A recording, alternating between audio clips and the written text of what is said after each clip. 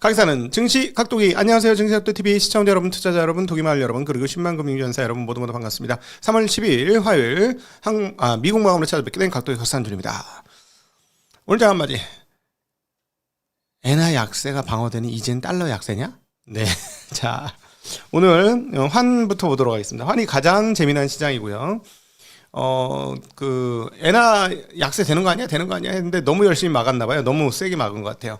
엔화가 굉장히 강세로 갔습니다. 157이 156도 아니고 155로 갔어요. 155.91로. 엄청 강세 갔죠? 네, 엄청 강세 갔는데 그거를 누가 밑에서 받쳐줬냐?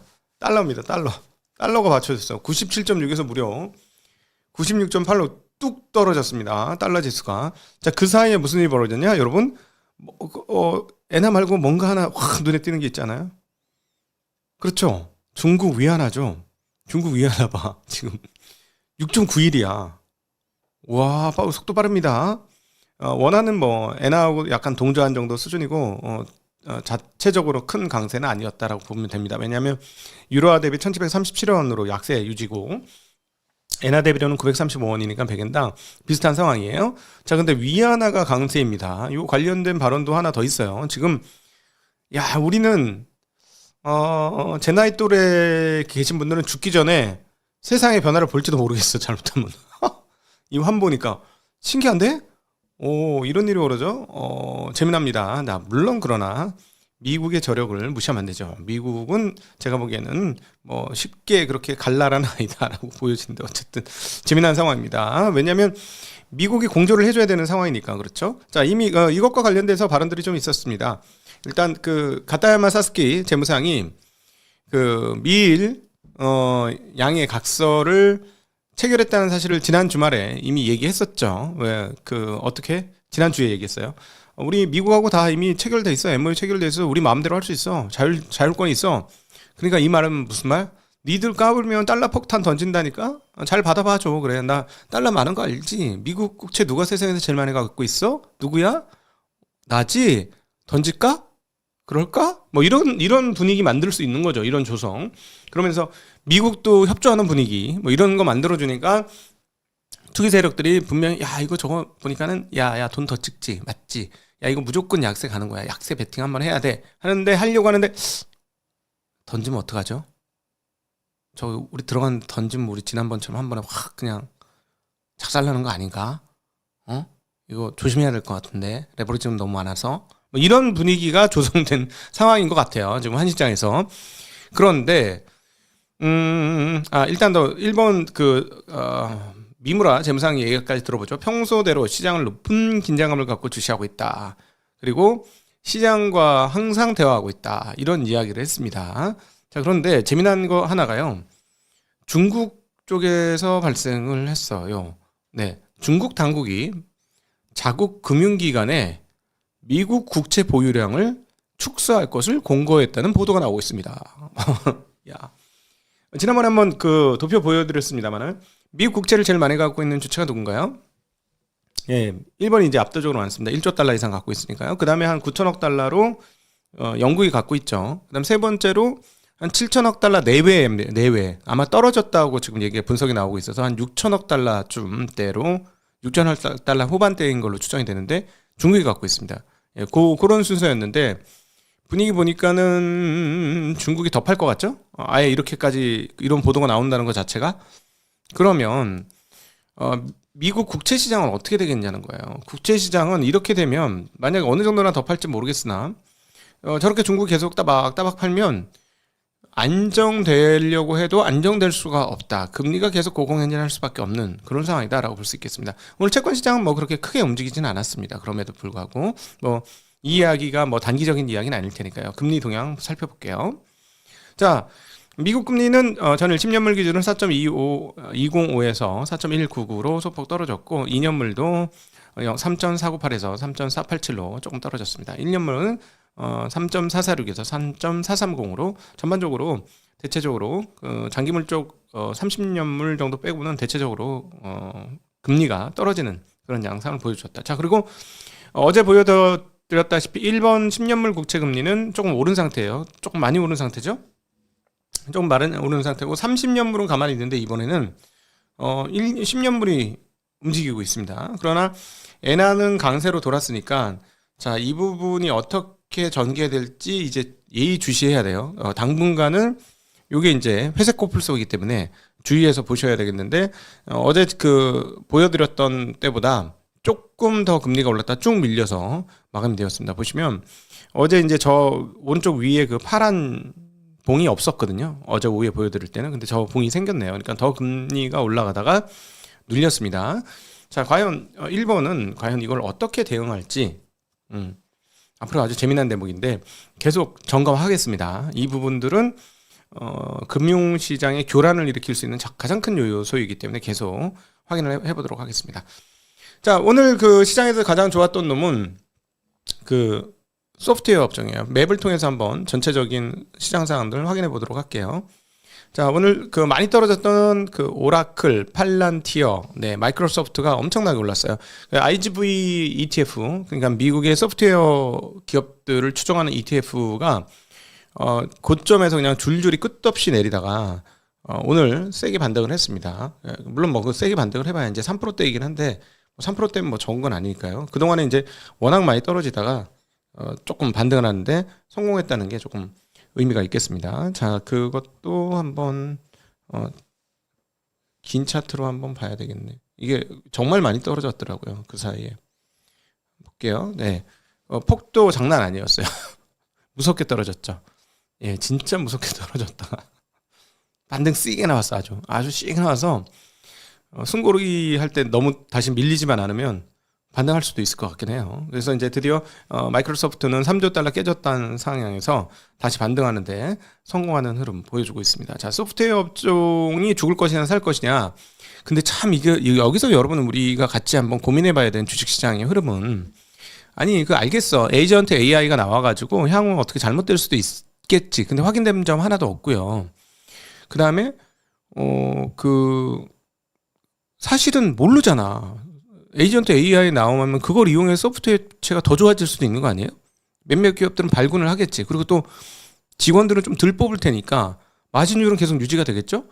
그러면 예를 들어 자비스 같은 거 한 놈이 다 할 수는 없으니 예를 들자면 이놈 저놈이 갈라쳐가지고 여기는 엑셀 자비스, 여기는 PPT 자비스 뭐 이렇게 될 수도 있는 거잖아요. 그럼 소프트웨어 안 쓰던 사람들이 그 소프트웨어 업체하고 아예 거래가 없던 사람들이 거래가 생길 수도 있는 거잖아요. 그쵸? 몰라요. 그러니까 핵심 뭐냐면 모른다는 거예요. 모른다는 건데 여기서 주목해야 될 점은 뭐냐면 사람의 생각이 그렇게 흘러가면 그렇게 되든 안 되든 그냥 시장에서 한번 반영을 해버리는 거죠.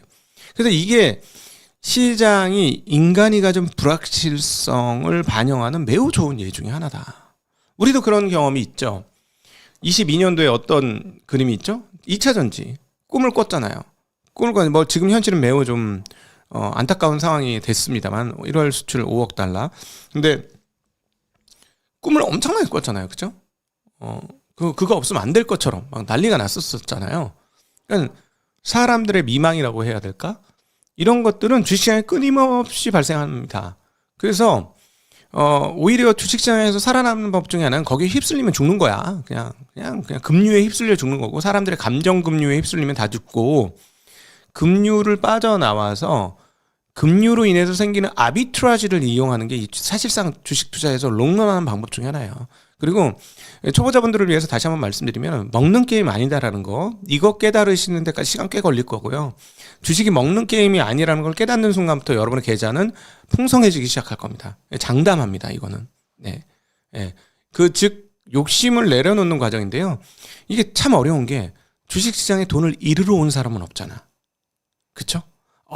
나는 너무 돈이 많아가지고 내가 이제 세상을 좀 이렇게 즐겁게 해줘야 하기 위해서 이 많은 돈을 퍼주기 위해서 내 돈을 주식시장에 장렬하게 나는 헌금할 거야. 내 돈을 다 넣어가지고 사람들이 돈을 많이 벌게 할 거야. 나는 다 잃어버릴 거야. 이러고 주식시장에 뛰어드는 사람이 있냐고요. 없잖아요. 그쵸? 그러니까 어떻게 뛰어듭니까? 나는 돈을 벌고 싶어. 나 너무 돈이 부족한데 어느 뭐 또 사고 싶은데, 우리 애들 뭐 학원도 보내고 싶고, 나 공부도 하고 싶고, 나 이거 꼭 필요한데, 이렇게 하려면 어떻게 하지? 월급 뻔하고, 옆에 있는 주식 하는 애가 돈 벌어서 그거 바꿨던데? 이번에 차도 바꿨던데? 나도 우리 집 차 저거 맨날, 한 2달에 한 번씩 공업사 가고, 안 되겠다. 나도 주식 투자 벌어야지. 벌어야지. 벌어야지. 이게 뭡니까? 이걸 욕심이라고 표현하는 거예요. 이걸 욕심. 문제는 이 욕심을 내려놔야 돈을 버는데, 벌어야지 하고 뛰어들기 때문에 욕심에 그 불덩어리를 들고 들어오니까 안 내려가요, 이게. 이거 내리는데 시간이 걸려요. 저도 한 20년 걸렸어요, 넘게. 왜 내려가는 줄 아세요? 욕심 부릴 때마다 깨지거든. 욕심 부릴 때마다 깨지고. 그러니까 쫙 에너지 모아가지고 간다! 이러면 쫙 한 대 맞고. 이번엔 진짜 간다! 이러면 또 빡 맞고. 계속 쫙 맞으면 어떤 생각이 드냐면 나란 존재는 무엇인가? 나는 이거밖에 안 되는 존재였는가? 정말 이거밖에 안 되는구나. 이런 걸 깨달으면서 근데 이제 포기하지 말아야 돼. 포기하지 않으면 성공의 길이 곧 나와요. 아니 이렇게 했는데도 안 되나? 저렇게 했는데도 안 되고 막 계속 그런 일들이 계속 벌어지거든요. 네. 근데 어쨌든 자 다시 한번 말씀드리지만 딱 그 비슷한 비유가 성경에 있어요. 그 이스라엘 사람들이 이집트를 탈출해서 적과 끓이는 가나안 땅으로 가는데 40년이 걸렸는데 그거 직선거리로 쭉쭉쭉쭉 열심히 가면은 40일 만에 갈 수 있다는 이야기 들어보셨죠? 예. 그 투자가 똑같아요. 그래서 마음을 비우고 욕심을 비우면 40일 만에 갈 수 있는데 욕심이 내 안에 내재되어 있는 한 40년 이상 걸린다. 잘못하면. 네. 자, 그럴 수 있다는 거 기억하시고 다시 돌아와서 자, 오늘 몇 가지 이제 중요한 포인트 2가지가 눈에 띄는데요. 오늘 이걸 갖고 좀 얘기를 나눠보려고 합니다. 알파벳이 회사채를 발행한다는 소식입니다. 알파벳이 투자 등급 회사채 시장에서 200억 달러를 조성하기로 결정을 했습니다. 원래 한 150억 달러를 조성하려고 했었는데 200억 달러를 조성을 하네요. 그러니까 알파벳이 그 회사채 발행한다니까 어떻게 되겠어요? 돈이 물밀듯이 들어왔겠죠? 나도. 알파벳 믿을 수 있지? 금리 얼마야? 콜! 이러면서 막 들어왔겠죠? 그래서 무려 1,000억이 들어왔어요. 150억 발행하는데 1,000억이 들어와서 나한테도 팔아요. 왜 그래요? 이러니까 200억까지 늘렸다라는 상황입니다. 자, 여기서 이제 이거를 우리는 이제 뒤집어 봐야죠. 어떤 사건을 뒤집어 볼 수 있는 눈을 기르셔야 합니다. 투자를 하시려면. 자, 200억 달러 조성하기로 했는데 알파벳 입장에서 큰 돈이 아닐 수도 있어요. 시가총액 4조짜리 회사가 200억 달러 별거냐고. 별거 아니죠. 근데 그러니까 이게 한 번이 아닐 수도 있잖아요. 근데 또 할 수 있잖아. 근데 이게 무슨 의미냐? 돈을 왜 땡겨? 아니, 저렇게 돈 잘 버는 회사가 왜 땡겨? 여기서부터 시작해야 되죠. 그죠? 아니 구글이 돈이 필요하냐고. 떼돈을 벌고 있는데 매달. 나한테도 돈을 얼마나 갖고 왔는데 구글이 한 달에. 그죠? 저처럼 돈 뜯기는 분들 꽤 있죠? 네. 그러면 돈이 필요 없어. 돈을 잘 벌기 때문에. 근데 돈이 필요해. 뭐죠? 설비 증설이 많이 돼야 돼요. 설비 증설을 많이 해야 되겠다는 표시입니다. 또 하나 뭘까요? 계속 말씀드렸죠? 투자자들이 이탈하는 시점이 언제겠느냐? AI가 성장을 못할 때 투자자들이 이탈하는 게 아니라고 여러 번 말씀드려. 어제도 계속 그 얘기를 드렸었는데 투자자들이 이탈하는 시점은 나한테 돈이 안 떨어질 때예요. 여기 아메리카입니다. 아메리카. 코리아 아니에요. 코리아면 이런 생각 안 해, 기업들이. 유상증자 할 생각하지, 유상증자. 그죠?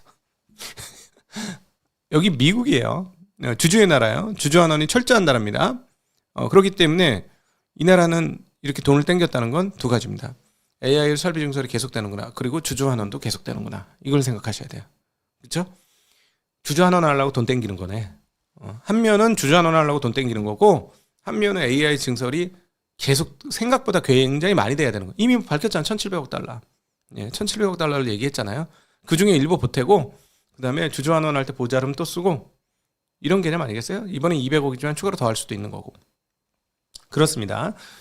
자, 그래서 알파벳처럼 체력이 좋은 회사들조차도 돈이 필요하다는 것과 미국 기업들은 설비 투자, 성장을 위한 설비 투자를 멈출 수가 없고, 그리고 또한 더불어서 주저하는도 놓칠 수 없다라는 태도로 계속 지금 진행되고 있다라고 보시면 될 것 같습니다. 자, 그리고 캐비넷 경제위원장이 발언한 내용들이 있습니다. 고용에 대한 이야기를 조금 했었는데요. 그러면서 저는 고용에 대한 이야기보다 성장률과 그 다음 성장률을 받쳐주는 내용에 대한 이야기가 훨씬 더 눈에 들어왔습니다. 캐비넷 위원장의 발언입니다. 약간 작아진 고용 숫자를 예상해야 하며 이는 현재 높은 국내 총생산 성장과 부합한다. 고향은 조금 떨어지는데 성장은 계속 나는데 뭐 성장하고 뭐 그렇게 큰 차이 없어요. 이런 얘기 한 거고요. 왜 그러냐? 인구 증가율이 내려가고 있고 이민 안 받잖아. 인구 증가율이 내려가고 있고 생산성 증가율이 급격하게 높아지고 있기 때문이다. 네. 자, 그러니까 성장률 중에 성장률을 끌어올린 게 뭐라고요? 지금 인구는 줄고 있는데 인구 증가율은 줄고 있는데 성장률을 높인 게 생산성 증가율이 급격히 높아지고 있기 때문이다. 그래서 생산성 증가율이 급격히 높아지고 있기 때문이다. 무슨 말인가요? 이거 AI가 본격적으로 고용을 줄이기 시작하는 거네요. 미국 시장에서는. 그렇죠? 그렇게 해석해도 될 것 같아요. 네. 물론 뭐 다른 해석이 있을 수도 있고 현실은 다르게 펼쳐질 수도 있겠지만 잠정적으로 지금 상황 어떻게 볼 수 있냐면 야, AI가 진짜 고용을 줄이는구나. 진짜. 그렇구나. 이런 생각이 정말 들었고 결국 따지고 보면 이런 상황이라면 미국의 AI 관련 기업들은 투자를 멈출 리가 없다라는 겁니다. 지금 B2C까지는 잘 모르겠는데 제가 보기엔 에이전트 AI가 나와야 B2C가 활발하게 커질 것 같고요. 현재 분위기에서는 B2B에서 그리고 작업 현장에서 그리고 특별히 화이트 칼라의 일들을 AI가 매우 빠른 속도로 대체하고 있다라는 거죠. 그러니까 자 보세요.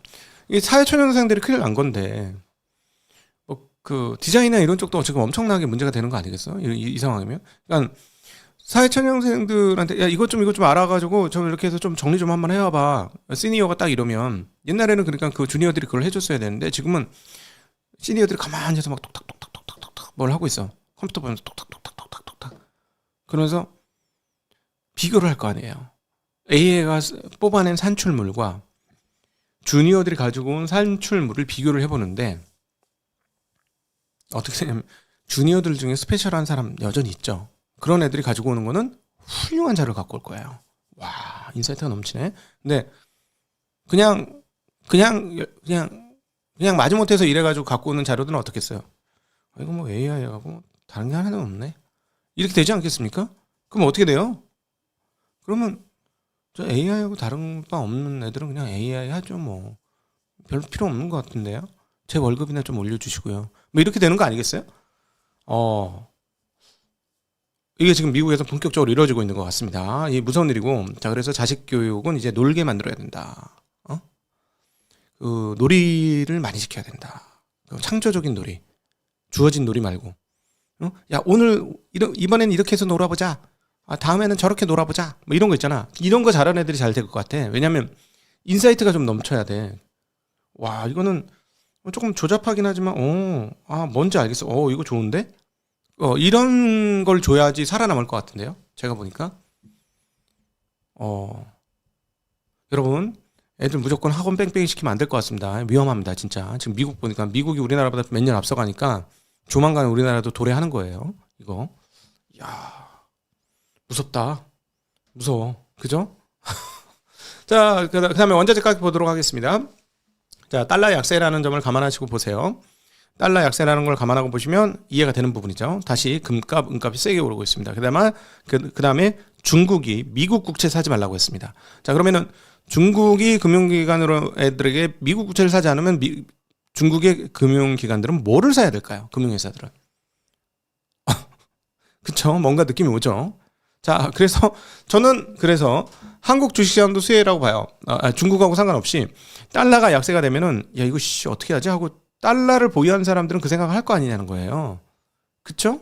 달러를 갖고 있는 사람들은 어떡하지? 이거 어떡하지? 라는 생각을 할 겁니다. 그러면 상대적으로 달러를 좀 더 안전하고 보존될 수 있는 곳으로 옮기고 싶겠죠. 일반인들조차도 그런 생각을 하게 될 거예요. 자, 그동안 5,000포인트 올 때까지는 그들의 리그였습니다. 그들의 리그. 제가 보기에는. 자, 이 정도쯤 오르면 외국인들도 관심을 가지기 시작할 겁니다. 자, 외국인들 제가 지난주에 그 홍콩 투자자이긴 한데 홍콩 투자자 모임에 저녁에 잠깐 갔어요. 피곤함에도 불구하고 한번 그냥 분위기 좀 파악하려고. 도대체 어떤 생각을 하냐. 갔더니 한국에 관심이 굉장히 많습니다. 지금. 그리고 그 행사 주최한 사람하고 얘기를 해봤는데 외국인들이 지금 한국 시장에 급 관심이 높아진대요. 자, 이거는 일반 투자자들의 이야기예요. 전문 투자자 얘기 아니고 일반 투자자 그리고 조금 있으면 일반인까지 넘어갈 겁니다. 그래서 여기 한국 시장에 멈춰나고 계속 가면 수급이 완벽하게 전환될 것이다 라는 거는 기억하시면 좋은 대목이 아닐까 싶습니다. 네, 자, 미국은 트렌드가 조금씩 바뀌고 있어요. AI 관련과 기술주들은 계속해서 고점을 돌파를 못하고 고점까지 갔다가 쉬고 그 사이에 다우존스 지수는 사상 최고치를 연일 갱신하고 있습니다. 네, 왜냐하면 필수재라든가 이런 쪽, 그러니까 구닥다리, 그다음에 경기 관련 기업들 쪽이 오히려 상승하고 있다는 점, 미국 시장의 변화가 계속해서 포착되고 있다는 점, 뭐 단기로 끝날 것인지 아니면 다시 기술주로 넘어갈 것인지 확인해 봐야 되겠습니다만 그런 변화의 조짐들이 조금 있는 것은 사실이다라는 점까지는 감안하시면 좋을 것 같습니다. 자, 오늘도 함께 해주셔서 진심으로 감사하고요. 자, 여러분들과 함께하는 이제 질의응답으로 넘어가도록 하겠습니다. 행복한 하루 되십시오. 감사합니다. 안녕.